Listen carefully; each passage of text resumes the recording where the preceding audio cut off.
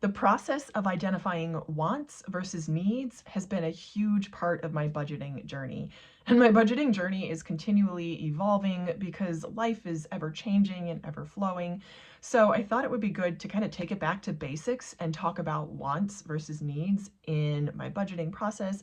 And I'm going to share with you some examples for me and things that have worked for me in the hope that this might inspire you in your own budgeting process.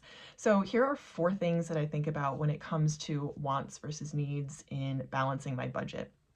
So the first thing is defining goals, because having clear goals is like having a roadmap for yourself, and it really helps ground and give me direction in what I'm doing.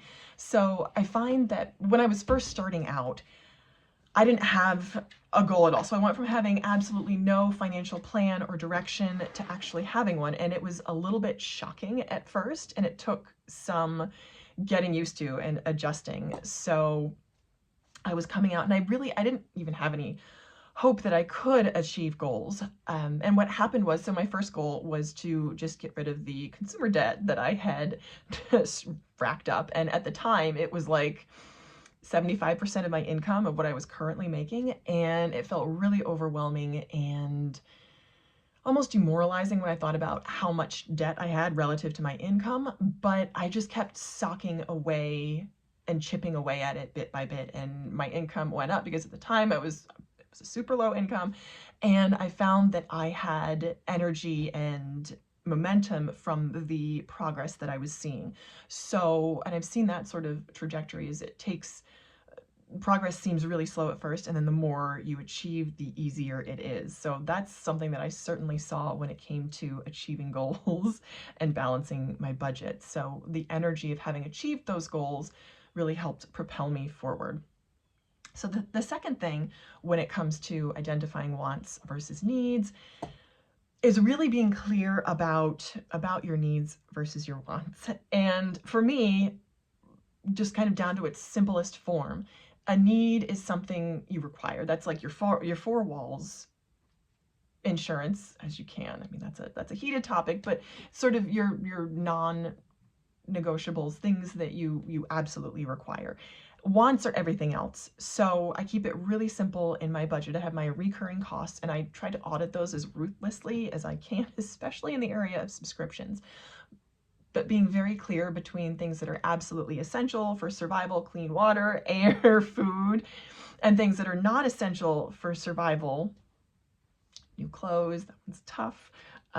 Things like the fancy produce, the fancy organic meats, which again, whole other discussion, but having just that baseline of what you absolutely need versus the things that you want is a huge help. And it also helps to identify and build in those goals into what you need in your budgeting process. For example, if I realize that what I actually want is financial freedom, then that will help keep me from sacrificing what I actually want for what I want in the moment. And I remember when I was first starting out, it was really challenging because I was getting ready to move and I thought I needed a new pair of shoes. And I was thinking, do I need this new pair of shoes for $30 at the time?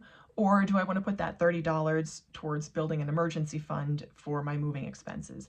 And that really, to take care of my future self. And that really brought it into focus that what I actually wanted was financial stability versus this temporary want of a new pair of shoes. So again, it's a little bit of a simple explanation, but that really helps. It's sort of my means test for, do I actually need this to survive, or is this just something that would be nice to have? The third tip is creating a budget that works. And that's something that I have to continually come back to, because if I set goals that are like, I want to save $300 this month, like, it's a great goal. But if I don't have $300 in additional income above my fixed expenses or a plan to earn that additional income, then I'm going to feel discouraged when I can't hit that income. So that's something that I also continually come back to.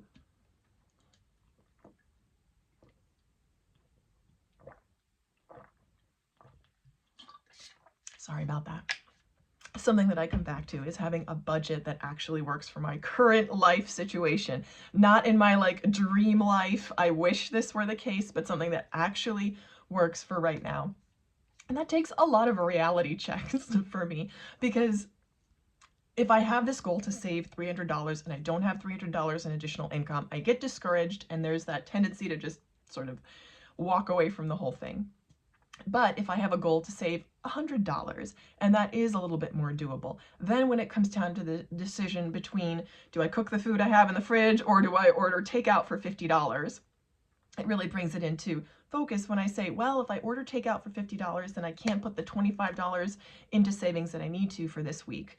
And it really makes that very clear. So it's like something that might be a temporary, I don't want to say burden, but a temporary reality check, as in cooking dinner tonight rather than ordering out, really helps bring into focus that this tiny sacrifice will help me achieve my overall achievable goal for this month. It's a real life example. It's something that actually happened.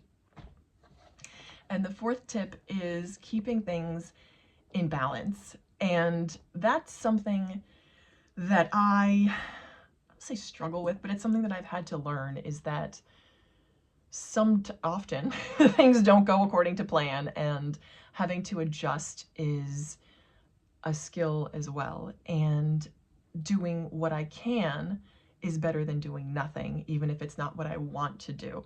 So if I have these great savings goals and I realize sort of in month, like maybe I can't even hit the, what I thought was achievable $100 savings goal, sometimes just saving $50 or $25 is better than saving nothing.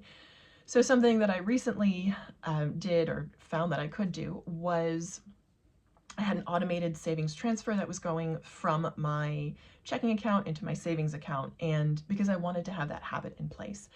And it was a very small amount, but what I was able to do was what I was doing at the time, because I wanted that in place, but I didn't have enough liquid cash to cover what I needed, my operating expenses for the month. I had that amount come back from the savings account back to the checking account. So I had that, just, it seemed like a pointless transfer. I had that, $50 going into my savings account, and then I was transferring that $50 back into my checking account. But what recently happened was my income increased by an amount that allowed that $50 to not seem like such a big deal. So I was able to cancel the recurring transfer, which was huge for me, and allowed me to ultimately, it kept the budget balanced without sacrificing my needs or my wants, but it also allowed me to move further in my financial goals, which was huge. And it was something that would have seemed more of a challenge 3 years ago.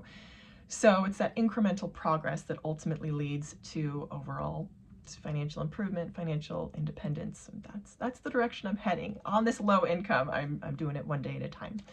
So I hope this has been helpful to you. Let me know how you determine needs from wants and what your budgeting process looks like. I appreciate you watching. Hope you'll keep watching. If you've made it this far, drop me drop me your favorite emoji down in the comments. That'd be great. Thank you so much for watching, and I hope you'll keep watching.